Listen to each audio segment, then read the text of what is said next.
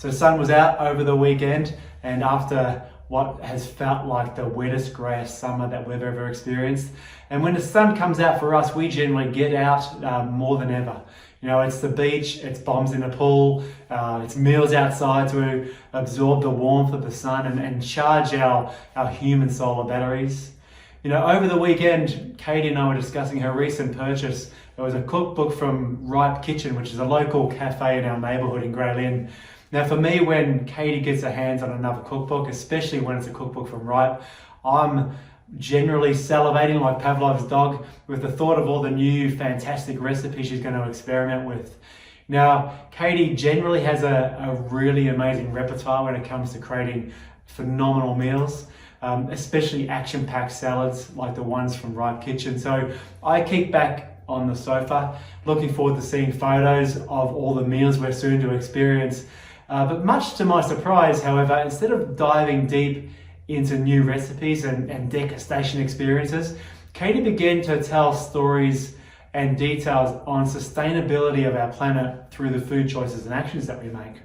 Not kind of what I was expecting, but to my hunger building and stomach growling, Katie continued to read from the first pages of her new Ripe cookbook. You know, the environmental impacts of the food we choose to eat, the sustainable ways that we should be growing our food, the choices we need to be making when we're purchasing food and buying our groceries.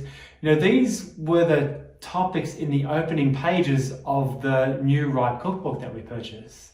Now we talked about Kalmana Gardens, which is just around the corner from us, a community garden that focuses on sustainable growing, organic growing, regenerative local food system that supports the community. Then Katie mentioned an article about tomato growers, curious croppers, that got my chiropractic attention.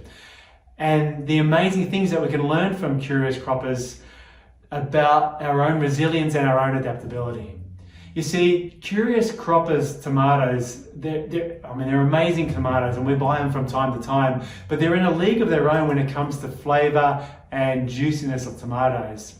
And now I know why after what Katie described. You see, the owners of Curious Croppers, Anthony and Angela, they decided to create an element of stress to build resilience in their tomato plants. You know, throughout the season, they restrict the irrigation and the water in order to stress the plants, and in their words, almost to the point of death. And then they ease back these restrictions just a little bit.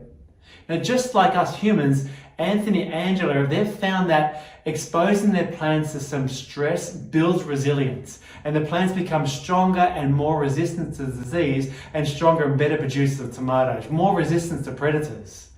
You know, we often consider stress as a bad thing and something to be avoided. However, our bodies will, like the tomatoes, like Angela and Anthony's tomato plants, our bodies will rebuild and regenerate to the level of stress that we're exposed to. You know, what this means is it's essential that we continue to stress and challenge ourselves. You know, in the chiropractic approach, having a nerve system that can perceive your world free of interference is absolutely essential. And that's our primary objective as chiropractors.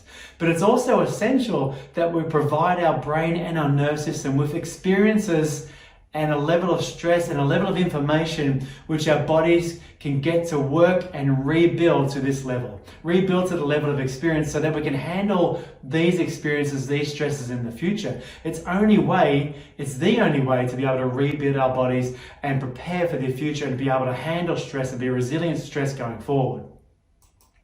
You know, our nerve system continuously perceives, assesses, and interprets the environment that we're in and our responses to it and the impact that it's having on us. And it uses this information to set your body up to be able to respond right now and in the future.